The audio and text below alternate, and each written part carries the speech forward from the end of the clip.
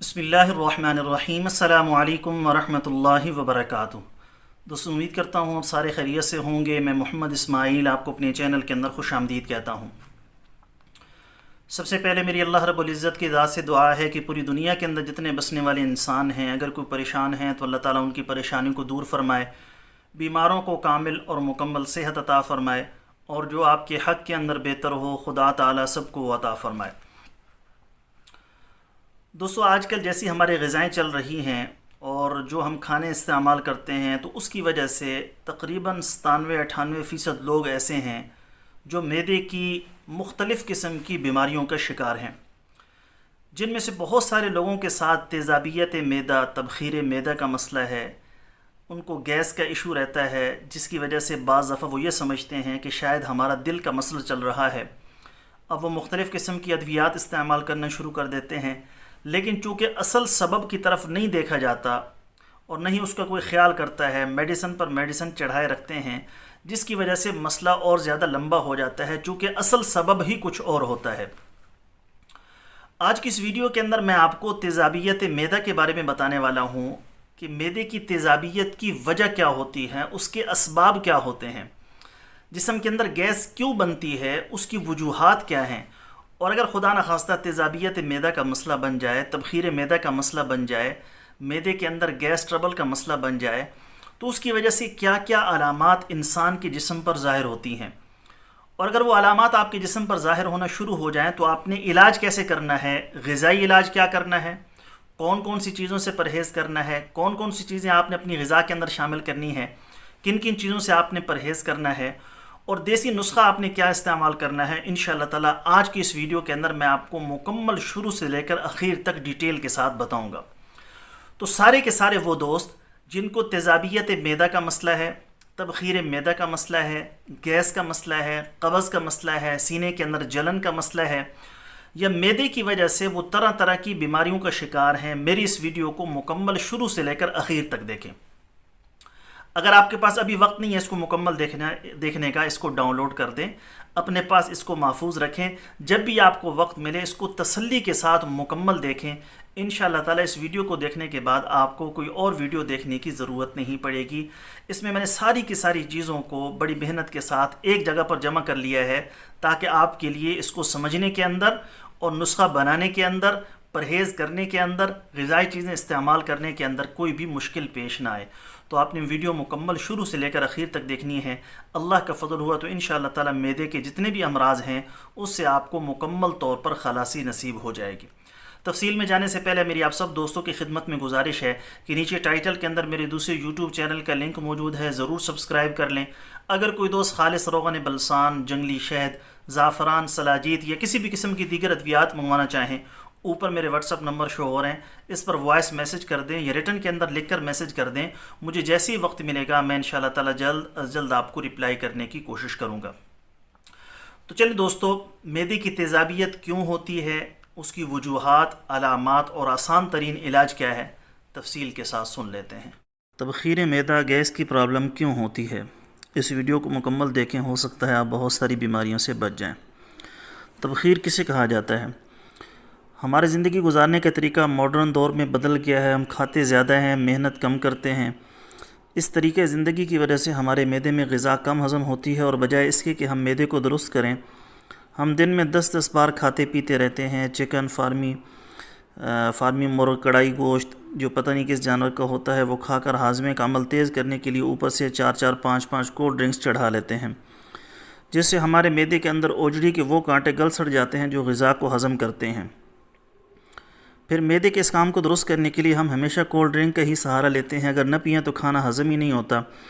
कुछ लोग शौकिया तौर पर लीटर की बोतल पकड़कर एक सांस में डेकार जाते हैं। मेरे भाई, हम अपने साथ ख़ुद ही दुश्मनी कर रहे हैं।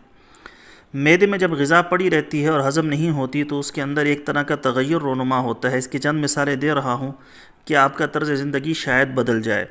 नंबर 1, घर का गुंदा हुआ आटा एक मखसूस मुद्दत तक पड़ा रहे तो फूल जाता है, जिसे खमीरा आटा कहते हैं। इसका जायका बदल जाता है और खाने के काबिल नहीं रहता। इसके अंदर 2 चीज़ें पैदा हो जाती हैं जो इसे नाकारा बना देती हैं।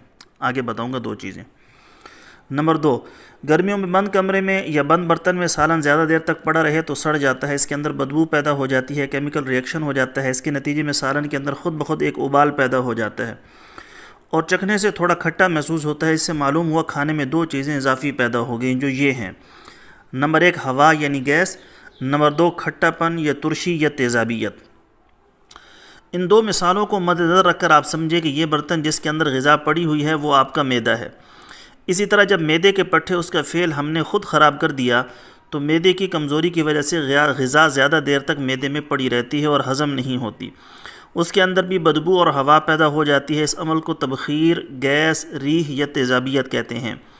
اب اگر آپ فرض کریں کہ یہ معدے کے اندر پڑی ہوئی غذا جس کے اندر بدبو بھی ہے اور تیزابی خراب مادہ بھی ہے یہ ہضم ہو جاتی ہے جلد یا بدیر تو کیا ہوگا، تھوڑا غور فرما لیں۔ نمبر 1، اس سے اچھی قسم کا خون نہیں بنے گا اگر دیر سے ہضم بھی ہوتی ہے۔ اگر بن بھی گیا تو اس ناقص اور ردی خون سے عضلات، شریانے، پٹھے، گردے، مثانہ، تمام جوڑوں کے نظام میں خرابی پیدا ہو جاتی ہے اور اس کے نتائج بڑے بھیانک اور خطرناک ہو سکتے ہیں۔ نمبر 2، اس کے باعث سینے یا پیٹ کی جلن، معدے کا ورم، معدے کے زخم یا السر، دل کی دھڑکن کا بڑھ جانا، پیٹ میں درد، شوگر، دل کی شریانوں کا تنگ ہو جانا، مختلف قسم کے وسوسے، جلدی تھک جانا، جوڑوں کی دردیں، سستی، اعصابی کمزوری، مثانے کی کمزوری، قطرہ قطرہ پیشاب آنا، نیند نہ آنے کا مسئلہ، سرعت انزال، جلدی بڑھاپے کے آثار وغیرہ شامل ہیں۔ یہ چند میں نے آپ کو علامات بتائی ہیں۔ نمبر 3، غذا کے زیادہ دیر معدے میں پڑے رہنے کی وجہ سے اس کی غذائیت ختم ہو جاتی ہے، یعنی آپ نے صرف اپنا پیٹ بھرا ہے، غذا کے اندر موجود وٹامن، فولاد، کیلشیم وغیرہ مناسب طور پر جسم میں جذب نہیں ہوتے، اور جب جذب نہیں ہوتے تو جسم میں کمزوری پیدا ہونا شروع ہو جاتی ہے۔ جسم کے اندر کا ڈاکٹر جب خود بیمار پڑ جائے تو بیماریوں کو جسم میں پیدا ہونے سے بچا نہیں پائے گا، جسم کا مدافعاتی طاقت ختم ہو کر رہ جائے گی۔ اب اس کا علاج کیسے کیا جائے؟ اگر معاملہ زیادہ نہ بگڑا ہو تو کسی دوا کی ضرورت نہیں، اس کا علاج آپ کے اپنے پاس ہے۔ اس کے لیے صرف چند احتیاطیں کر لیں، کچھ چیزیں چھوڑ دیں، آپ خود بخود تندرست ہو جائیں گے۔ وہ تدابیر میں آپ کو نیچے بتا رہا ہوں، آپ عمل کرنے کی طرف آ جائیں۔ نمبر 1، ہمارے پیارے پیغمبر صلی اللہ علیہ وسلم ہمیشہ کھانے سے کچھ وقت پہلے پانی پی لیا کرتے تھے یا کبھی کبھار درمیان میں نوش فرماتے تھے۔ کھانے کے بعد آپ صلی اللہ علیہ وسلم کبھی بھی پانی نہیں پیتے تھے۔ اس سے ہوتا کیا ہے، ہمارا معدہ ایک بڑے تندور کی طرح کام کرتا ہے، اس کے اندر کی فضا بہت گرم ہوتی ہے۔ جب ہم غذا کھاتے ہیں تو معدہ مزید تپ جاتا ہے تاکہ غذا ہضم ہو جائے، اور ہم کیا کرتے ہیں کہ اس تپے ہوئے تندور کو تباہ کر ڈالتے ہیں۔ اس حالت میں نارمل پانی پینا بھی نقصان دہ ہوتا ہے اور ہم ٹھنڈا ٹھار پانی یا کولڈ ڈرنک گھٹا گھٹ معدے میں انڈیل دیتے ہیں۔ کھانا کھانے یا کوئی بھی چیز کھانے کے کم از کم 1 گھنٹے تک پانی نہ پئیں۔ میں آپ کو یہ نہیں بتا رہا کہ آپ کوئی خلاف سنت کام کر رہے ہیں، پیاس لگے تو پانی پی سکتے ہیں، لیکن یہ طبی اعتبار سے آپ کی صحت کے لیے ٹھیک نہیں ہے۔ نمبر 2، کھانا کھانے کے بعد ہلکی پھلکی چہل قدمی ضرور کریں، اگر ٹائم نہیں ہے تو 10 یا 15 بیٹھکیں ضرور نکال لیں۔ نمبر 3، کولڈ ڈرنک اپنی عادت نہ بنائیں۔ کیا یہ ضروری ہے کہ ہم اپنے ہاتھوں اپنی زندگی پیسے دے کر تباہ کر ڈالیں؟ یہ ایک ایسا زہر ہے جو معدے کے کانٹے برباد کر دیتا ہے، معدہ بیکار اور ہڈیاں بھربھری کر دیتا ہے، پٹھے کمزور کرتا ہے، گردے ناکارہ بنا دیتا ہے۔ نمبر 4، رات کا کھانا سونے سے کم از کم 3 گھنٹے پہلے کھایا جائے۔ نمبر 5، کھانا کھانے کے فوری بعد ہم بستری نہ کی جائے، کم از کم 3 گھنٹے کا وقفہ کر کے بیوی کے قریب جائیں۔ نمبر 6، رات کے کھانے کے کم از کم آدھے گھنٹے تک چہل قدمی کریں۔ نمبر 7، ہمارے پیارے پیغمبر صلی اللہ علیہ وسلم کا یہ معمول تھا کہ آپ کھانے کے بعد کوئی میٹھی چیز کھایا کرتے تھے۔ آپ لوگ کوئی خاص اہتمام نہ کریں، میٹھی ڈش کا ٹائم نہیں ہے، آپ گھر سے باہر ہیں یا گھر میں ہیں، تھوڑا سا گڑ کھانے کے بعد اپنی زندگی کا معمول بنا لیں۔ اس میں بہتر ہے زیادہ سفید گڑ نہ لیا جائے کیونکہ اس کے اندر کیمیکل ہوتا ہے، اچھا گڑ وہی ہے جو تھوڑا گہرے رنگ کا ہو۔ نمبر 8، اکثر لوگ پھکی کھانے کے شوقین ہو جاتے ہیں، بلا ضرورت یا ہر وقت پھکی کھانا بھی کولڈ ڈرنک کی طرح معدے کو نقصان دیتا ہے۔ نمبر 9، زندہ رہنے کے لیے کھائیں نہ کہ کھانے کے لیے زندہ رہیں، پیٹ زیادہ نہ بھریں۔ ہمارے پیارے پیغمبر صلی اللہ علیہ وسلم نے ارشاد فرمایا کہ جو دنیا کی سب سے بڑی حکمت ہے کہ پیٹ کے 4 حصے کریں، 1 حصہ پانی کے لیے، 2 حصے کھانے کے لیے اور 1 حصہ ہوا کے لیے چھوڑا جائے۔ جو کوئی بھی اس پر عمل کرے گا کبھی بیمار نہیں ہوگا۔ ہم کیا کرتے ہیں کہ کوئی شادی کا فنکشن ہو تو 1 دن پہلے کھانے کا فاقہ کر لیتے ہیں اور فارمی چکن یا مٹن گلے تک پیٹ میں بھر لیتے ہیں اور اوپر سے کولڈ ڈرنک پی لیتے ہیں اور گھر آ کر طبیعت خراب ہو جاتی ہے۔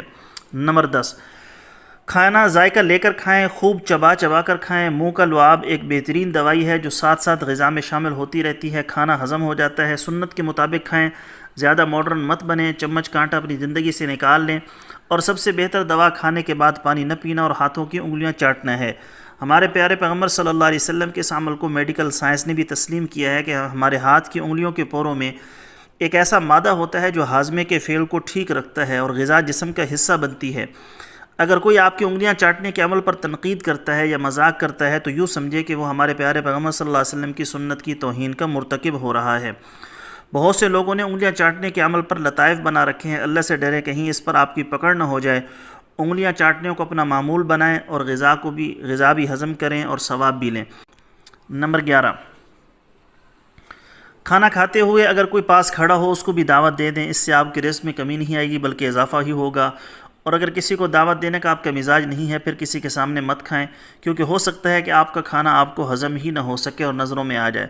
نظر ایک ایسا تیر ہے جو ہاتھی کو بھی گرا دیتی ہے، اس لیے ہمارے پیارے پیغمبر صلی اللہ علیہ وسلم نے ارشاد فرمایا کہ اپنے گھر میں پکا ہوا کھانا اپنے پڑوسی کو بھی بھجواؤ جس کے گھر میں آپ کے گھر کے کھانے کے پکنے کی خوشبو جا رہی ہے۔ اس میں یہ بھی حکمت کار فرما ہے کہ آپ اس کے حسد کا شکار نہ ہو جائیں اور آپ کا یہی کھانا کہیں آپ کی بیماری کا باعث نہ بن جائے۔ زندگی کو بہتر طور پر گزارنا چاہیے تو اپنی خوراک اور کھانے کا انداز سنت کے مطابق کر لیں، اللہ تعالیٰ آپ کو ہنستا مسکراتا رکھے۔ اب میں آپ کو نسخہ بتانے لگا ہوں۔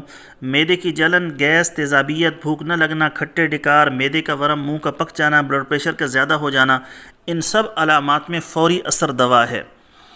کون کون سی چیزیں ہیں جی؟ نمبر 1، مغز کشنیز خشک 20 گرام، مغز بادیان 20 گرام، الائچی خرد 1 گرام، سوڈا بائیکارب 1 گرام، ملٹھی 1 گرام، کوزہ مصری 50 گرام، ست پودینہ 15 mg، سب کو پیس کر صفوف بنا لیں۔ ایک ماشا دن میں 3 سے 4 مرتبہ پانی کے ساتھ استعمال کرنا ہے۔ آخر میں آپ سب کی صحت کے لیے دعا گو ہوں، اللہ تعالیٰ آپ کو ہمیشہ اپنی خاص رحمت سے نوازے۔ صحت ہے تو زندگی ہے، اللہ تعالیٰ آپ کو کسی کا محتاج نہ بنائے اور ہمیشہ آپ کو اپنی امان کے اندر رکھے۔ آپ سے خصوصی دعاؤں کی درخواست ہے، ان قیمتی معلومات کو شیئر کریں، اللہ تعالیٰ آپ سب کو شفا دے۔